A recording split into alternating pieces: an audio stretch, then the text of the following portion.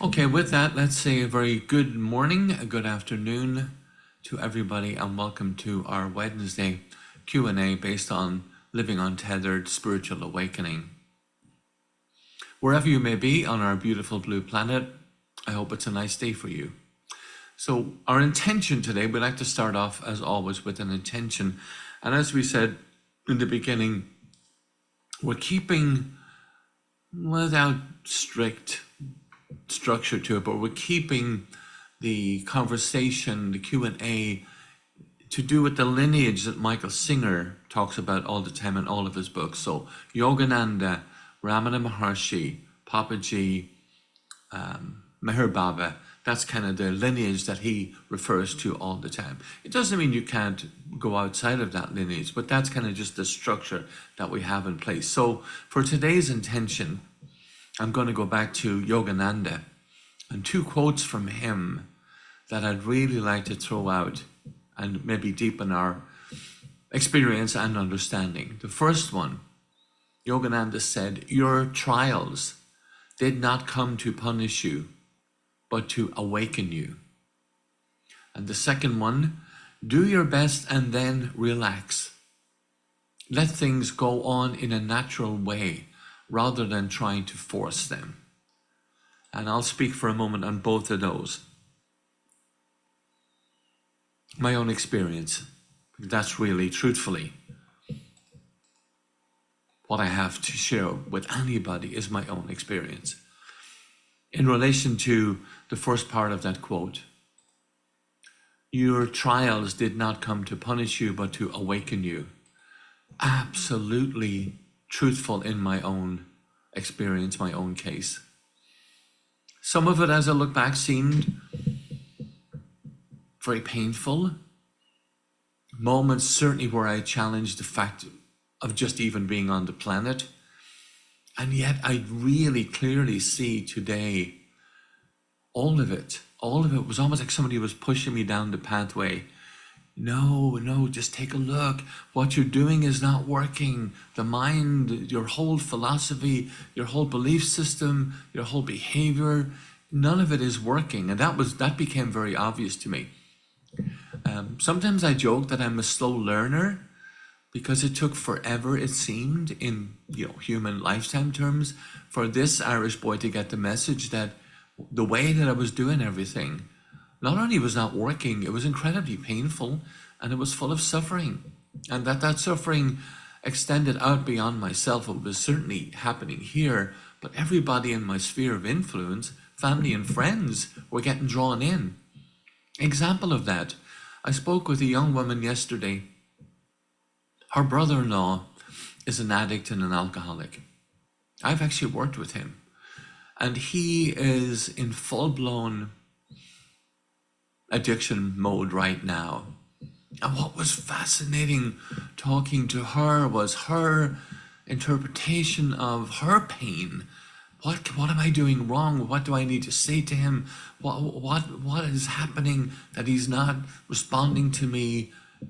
That's the sphere of influence. That pain extends out to everybody around that type of suffering. And that was very true in my case. The day that in a meditation, quietly contemplating my brother's death through suicide, it was like an awakening. It was an awakening. I remember distinctly that feeling, and I have it always when he comes to mind now, that he had given me a gift. That he had given me a gift to awaken up, to wake up as a result of his suicide. And all of that brought me on this pathway. Sometimes people will say, "What are you doing? You're retired and you got a group of whatever 14,000 people online. What exactly are you doing?" And it's a very valid question. And yet the truth for me is, because of my experiences, that's how valuable they are to me. Because of all of that, what else would I be doing? What else on this planet would I be doing? And then the second part, and then I want to be quiet and throw it out to everybody. And Marina referred to it earlier. Do your best and then relax. Let things go on in a natural way rather than trying to force them. That's also Yogananda, and that's very, very consistent with Michael Singer. Relax and release. Do the best I can and relax. I had a mentor one time who said to me, boy, it took me forever to really grasp what he was saying. And he said the following: results are none of your business. Do what's right in front of you. Do the best you can. The results are none of your business. Like, wow, okay. Because so much of my focus was on, if I do this, then this result will be this. If I do the following, then the result will be that. If I show up and just see and do what's right in front of me and know that all is well, the universe is unfolding, I'm okay. You know, I mentioned right before we started the group about our courses that we're doing right now, and that so many people responded that it felt a little overwhelming just sitting here trying to respond to everybody's email in a personalized way somewhat.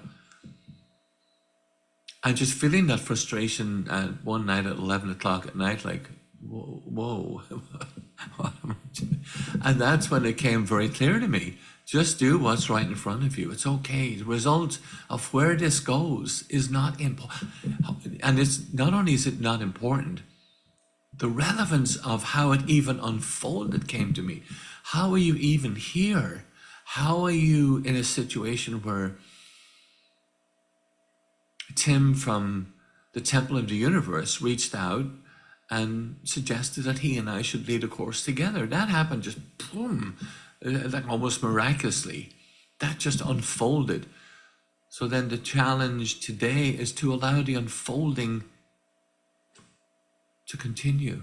Just allow it to continue. For me, watching the mind, you know, oh, there's the mind going again. There it is, okay. I can just do what's right in front of me and be at ease and be content. And there it is.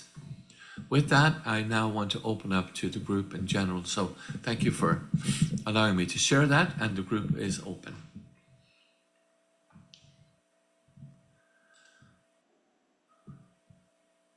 Mary, good morning. Mary, please go ahead.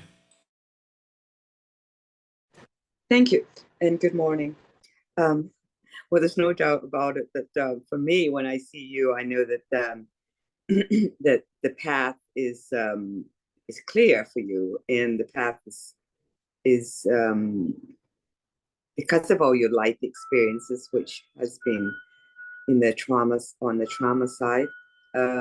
That's what your value is that you're speaking the truth, and that for me has always, you know, as in my seminar the other night, it was the quoting Shakespeare's "To thine own self be true." And I used to always think to myself, well, which self are they talking about? Which self is he talking about? There's so many selves, and there's so many places to go along the way. And at my stage, when the more I got in touch with it, the more frantic. I think I joined this group, and I thought, great, it'll just blow away. And then when I found it wasn't just going to blow away, it was like, you have a little bit more work to do. I mean, it's like, no, God damn it, and there's always that resistance that comes up, but it's my ability to be able to tell the truth about where I'm at, and not sit and say, well, I'm over this and I'm over that, when I'm not.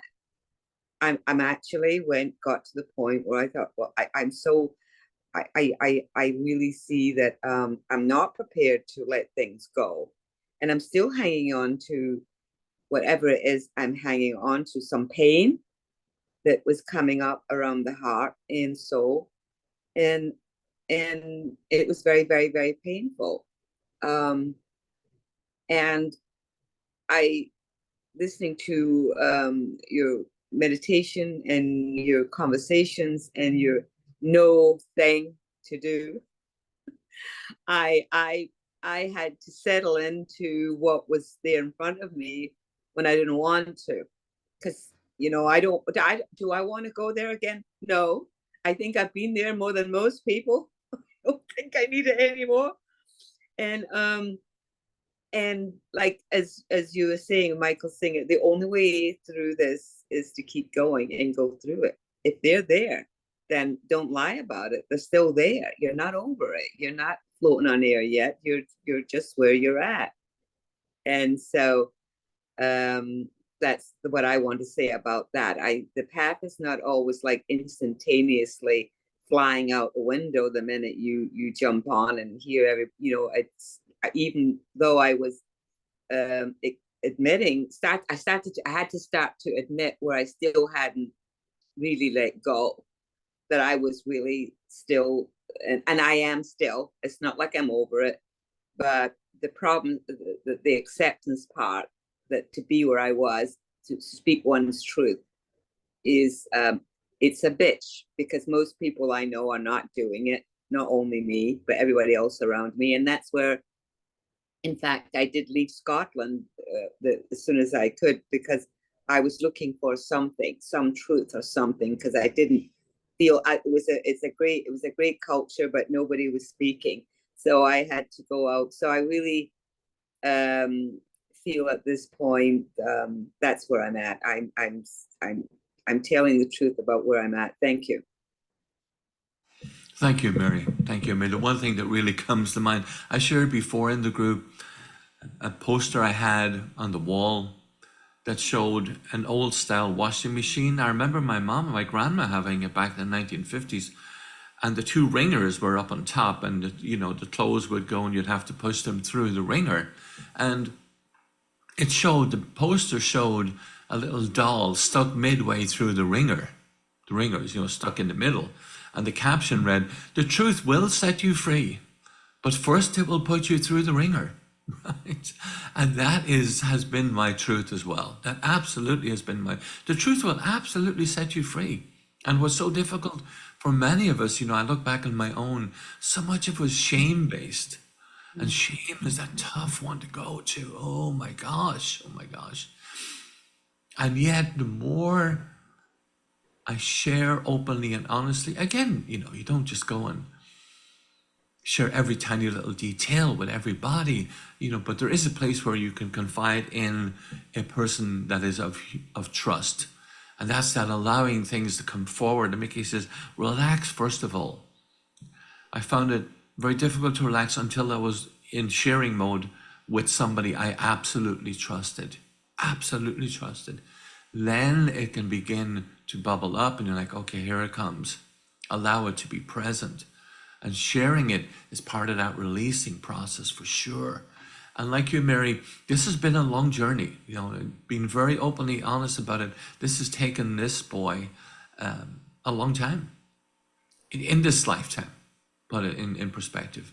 Starting at age 17, reading books on spirituality, on Eastern mystical experiences, and bringing it all the way through decade after decade after decade to really beginning to grasp it in my late 50s. Honestly, it took a long time. Grateful. Thank you for sharing, Mary. Lisa, good morning. How are you? Good morning. I'm well, thanks. Enjoying the kind of dark sky and the pouring rain and thinking about how pretty it's going to make everything for Easter. And my dog is barking because it's thundering out there. Hush, Ollie. So as I've been doing this, I feel like I've gotten some distance from my brain.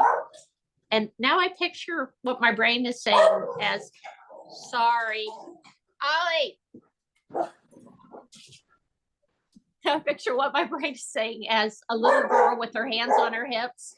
I think it used to be a cartoon character, really. But I see this little girl who has 4 ways of thinking. It's what I'm thinking at this point. One is she wants to let everybody know that they're just not quite good enough. And the second is she wants to let everybody know that she's kind of evolved, better, superior. And the other is I'm trying to work out a problem. That's, I guess, my thinking brain that Michael might approve of. And the fourth is fearful thinking, that something's coming up and I'm worried about it. So my brain is processing it. So what I'm doing is, I guess I'm playing games with my brain when it comes up, which might not be healthy because I'm engaging with it. But on the other hand, it kind of makes me feel good that like I can get more distance from whatever the issue is by kind of categorizing what's going on. I just wanted to share that. It's not really a question. It's not a suggestion. It's what I'm doing at this moment. Thank you. Thank Now you. she's quiet. Now she's quiet. Thank you for. I appreciate you sharing that, Lisa. And you know, dog barking that's what's happening. You know, that if the dog is barking, the dog is barking. It's all good. We're here, and it's an opportunity, as everything is, for me to question. Okay, what's happening?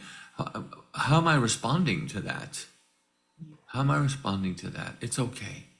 It's just okay. Thanks, Lisa. Thank you for sharing that. I got some more hands, so let's keep going. Carolyn, please go ahead. And Jill, I got you coming in too.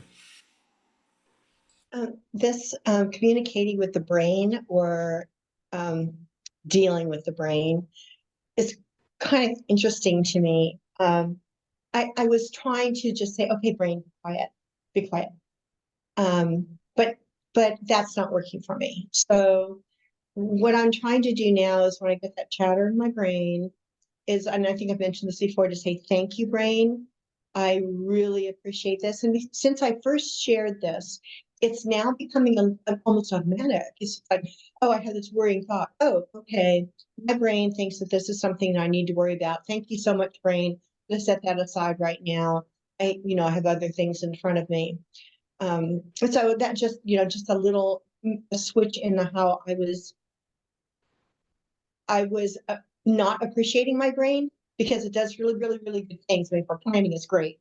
It's just really screwing me up emotionally. So now that I'm being more appreciative of it and seeing it as a whole part of me, not something that's an antagonist, it's beginning a little bit easier to come to grips with the real feelings, which is why I joined this group, right, Frank? To get to those feelings of grief and anxiety and, despondency and all that I felt during those frontal temporal dementia years. So I'm so excited about this group. This is wonderful. Just to be able to get together and chat with you guys. Fabulous. Thank you so much. Thank you, Carolyn. Thank you for sharing that. Yeah, the image or the practice actually of practicing talking to the brain. I like that too. That mind. Sometimes I'll be, my jokingly one is, mind, are you talking to me right now? Because I'm paying attention. And I like what you said too. Just saying to the mind, hey, okay, thank you for that reminder. I'll take note of that. Now I'm moving on. And then my practice, of course, throughout the day of going to the moment. My 1 minute meditation, or our 1 minute meditation, we talk about a lot. Just that practice of coming home. I always refer to it as coming home. Become centered. Be here. Be right here, right now, consciously making a decision to be in this moment. And that every time I do that and consciously go quiet, there it is. There it is. Even if it's just for a moment, I am fully present in the moment. I can feel that flow of energy just moving. The universe is unfolding. The mind is quiet. And there's a sense of stillness. I'm very cognizant or aware that the practice is to expand that. But the opportunity is always there. Two things that you referred to. I can always acknowledge what the mind is doing. I can always be aware by watching and noticing what the mind is saying. And I can respond to the mind in the way that you just said. Thank you for that. Mind, I appreciate that. Or my own one. Are you actually talking to me right now? Whatever. Because that separation reminds me of one very, very important thing. I am not the thinking mind. I am the one who observes that, who experiences that. Yeah, beautifully said. Thank you, Carolyn. Where am I? Jill, please go ahead. And I see Hillary coming in also. Oh, I just appreciate this talk so much. And Carolyn, I really resonated with everything you said. And Frank, also with you. Earlier this week, I was in a really a contracted place. A whole onslaught of old things just emerged for me that kind of blew me away in a really disorienting way. And so a lot of shame came up, really young stuff. And I sat working with it.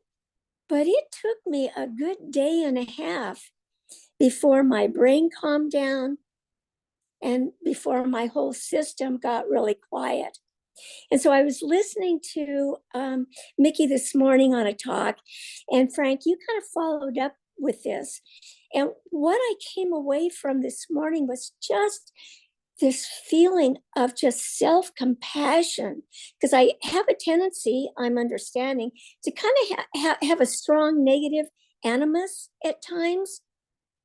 And when Nikki talks about this path is not about renunciation. I'm not saying that word right. I think you all get it. But it's really about softening, backing up, and just letting life unfold. And so I was hit with a real sense of kind of calmness and just compassion. So I learned a lot from that really difficult place I was in, that we all get in.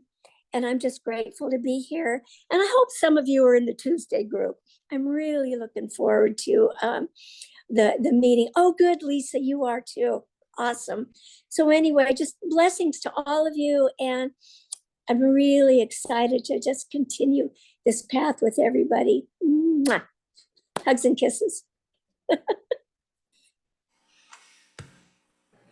Right back at you, Jill. Thank you for sharing that. Yeah, I mean, that's exactly that. The sense of that's what I found difficult, the sense of shame, deep shame. And that can be, well, I'm realizing in meditation where the origin of that was for me was an awakening moment. I was, going back as a 5, 6, maybe 7-year-old, somewhere in that vicinity, being sexually abused by a Christian brother back in Ireland, teacher. The shame that was encapsulated in that experience went on and on and on. And it was so, I could see it permeating through the rest of my life then. I could see it permeating through that. And then that also brought with it a source of great anger. In the little town that we lived in, out of about maybe 100 boys in that school, maybe less than that, 8 of them had taken their own lives. 8 of them had taken their lives, including my brother. So the sense of anger then around that, the core, the basis of that shame and anger, I could see it coming from this 5 and 6-year-old boy. Could see that. And realizing what was appropriate, not appropriate, what was happening back then, it's not, relevant or appropriate to a 50-year-old man, And that I could let that be present, let it come up, see it for what it is, acknowledge the little boy within me and hold him close, tell him I love him, that it's okay, and begin the releasing process of letting that go. And then coming back to that present moment. That's such a vital thing when we're doing this work, if you want to call it that, and that's okay. It feels like that sometimes, but doing the work, constantly coming back to that 1 minute quiet, still place where everything is okay. In that moment, there it is. I am not my story. I am not my story. In this moment right here, right now, instead of being the drop, I'm back in the ocean. I am the ocean. And it all becomes relevant Yeah, thank you. Thank you, Jill, for sharing that. Hillary, please go ahead. And I see Mickey coming in as well. Yeah, we still have about 10 minutes here. Go ahead, Hillary. Sure. Hi.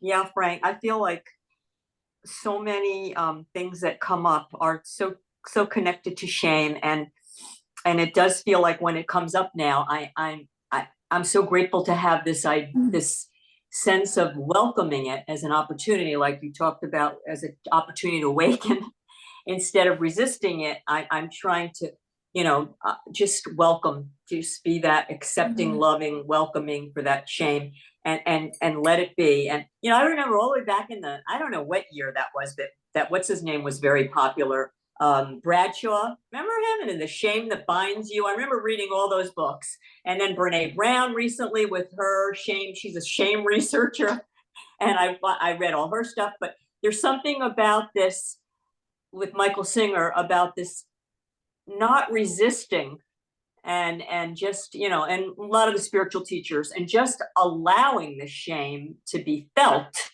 so that I can, let it in and let it be. And, that's really changed things for me, I feel. It still comes up, and every time it comes up, I forget at first that it's an opportunity, and I'm kind of, oh no.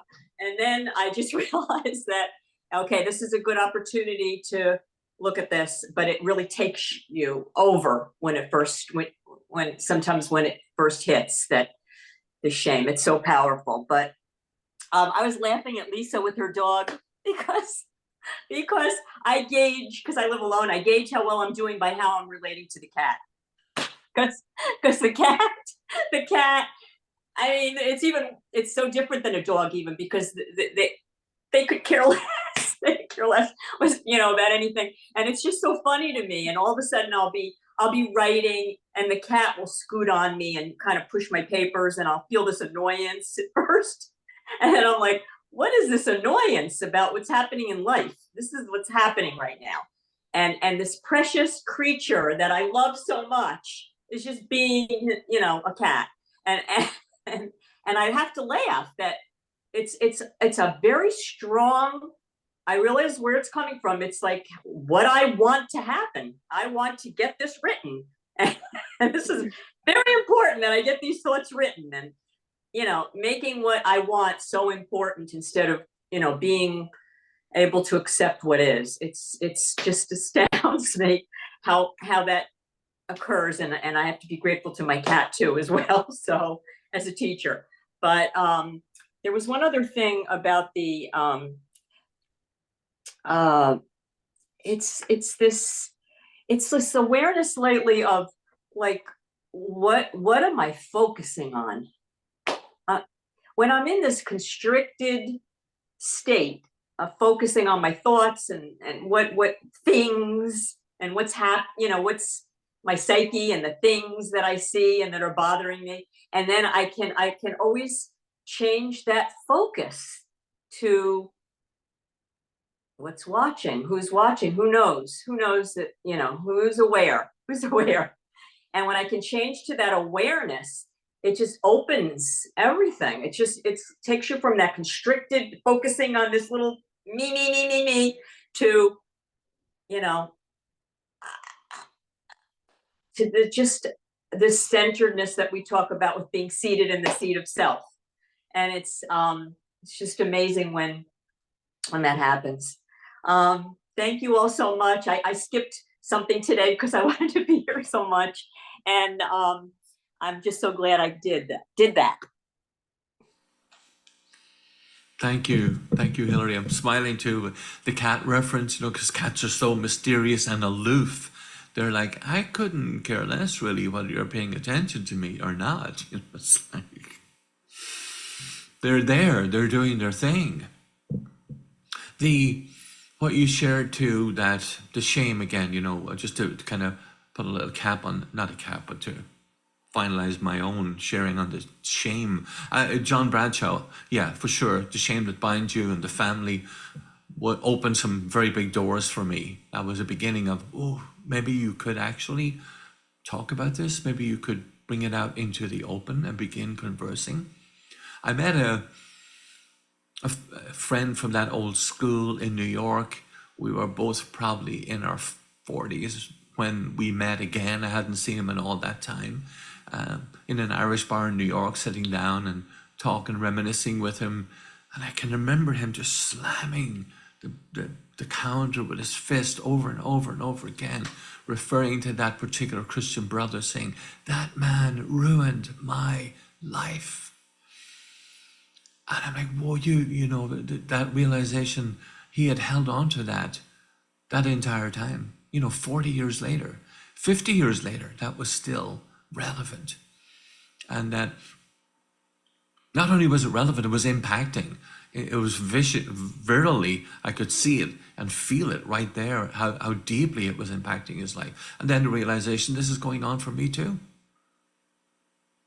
And that everything was being, like Michael talks about, Michael Singer, through the lens of that, through the lens of samskaras. How is life going to look and feel if the lens, if everything is going through that samskara? So the deep need in my case to really go to the samskara and say, I need to heal this. I need to understand this is not who I am and release it. Yeah, thanks for sharing that, Hilary. Mickey, please go ahead.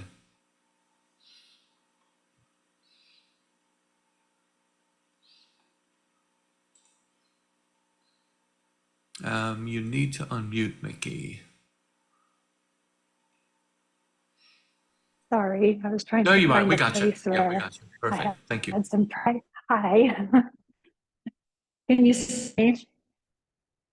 Okay, sorry. I'm gonna find a place where I have privacy. Kind of tough today. I just wanted to share a thing that I went through this week, which was quite enlightening. I don't want to always bring up my husband's diagnosis, but of course it's a big thing that it's a big part of my life. And it's actually helping me do this work, which kind of ties into Frank, your topic of the day, where I can see it as a gift. I can see it as something that is terrible that is happening. Yet I truly don't believe I'd be on this spiritual path without this happening. So there's just so many. It's not a mistake. It's not a bad thing that's happening. Of course, I don't like it, but in trying to find the acceptance and the surrender to just allow it to unfold is such a deep work, and in that I'm very grateful for it. But what I did want to share about this week that was such a good insight was that as he developed symptoms, as the disease progresses, I would find myself this week trying to remain so inward with it, trying to not let it touch me. And it's such a fine border between stepping back and renunciation, or renouncing what's happening, or suppressing what's happening. And I found that I was trying to not see the symptoms that were starting to appear. And so I would just step so far back that I found myself, I'm like, no, this is not right. You're renouncing, you're not experiencing it fully, because you're afraid of feeling what you're going to feel because these symptoms are arising. And it was such an awakening experience to where, Mickey is always saying, you don't renounce, you don't suppress. Yet it feels like that because it's like, well, you're supposed to step back and you're supposed to, but as you step back, what I found instead is when I'm realizing these symptoms are happening and it's causing fear and anxiety, instead that's when I relax. And what I'm finding when I relax is I breathe out, and it's like releasing that energy. It's like and the energy releases through, and that's my relax. And then from that point, I can, with clarity, observe the situation as it's unfolding and watch myself in it and allow myself to still feel it. But now from this point, I can show up with more compassion, and I'm not ignoring what's happening. Instead, I'm actually more involved. I'm more in it, and I can show up better, and be there, more present from that space. So that was my insight this week. So thank you. Thank you, Mickey. Thank you. Beautiful insight. Thank you for sharing that. That realization, I speak for myself again, that whatever is happening, unfolding in its own accord, in its own way. And it begins, I love where Michael Singer talks about always starting with the low-hanging fruit. And those opportunities are available all day long, every day, right in front of us, driving on the highway, sitting in your home with your partner, your children, whatever the case may be. Somebody's going to say or do something that, boom, ignites, there it is. And an opportunity to practice, like, oh, what's going on? I see with myself and Carrie at times, unintentionally, without any intention of harm, just saying something that old trigger hits, like, whoa, why is she speaking to me like that? And then the realization, it's not her, that's just another human being expressing themselves, and I'm perceiving it through that lens of samskara. It's coming in through a filter. I like what you referred to, Mickey, just taking the moment to breathe. I find that very helpful.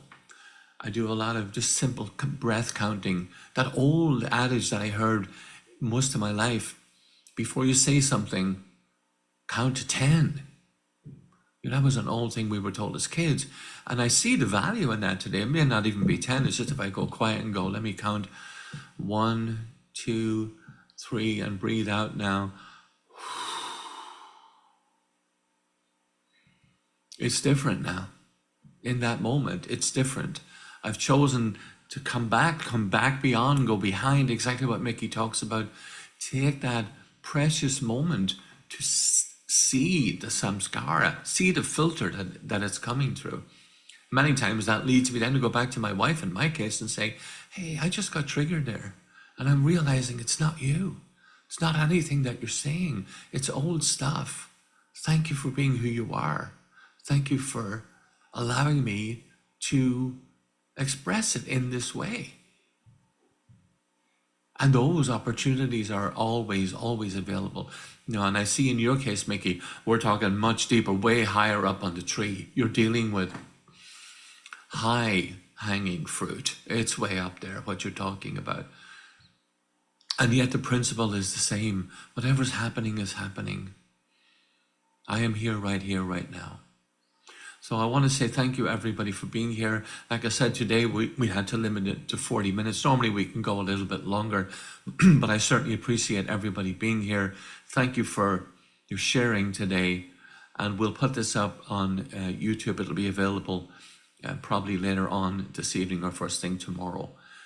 Namaste, everybody. I wish you a beautiful, peaceful day on this beautiful blue planet that we all inhabit together. Thank you. Thanks, everybody. Thank you so much. Thanks, Frank. Thanks, everybody. Thank you. Thanks.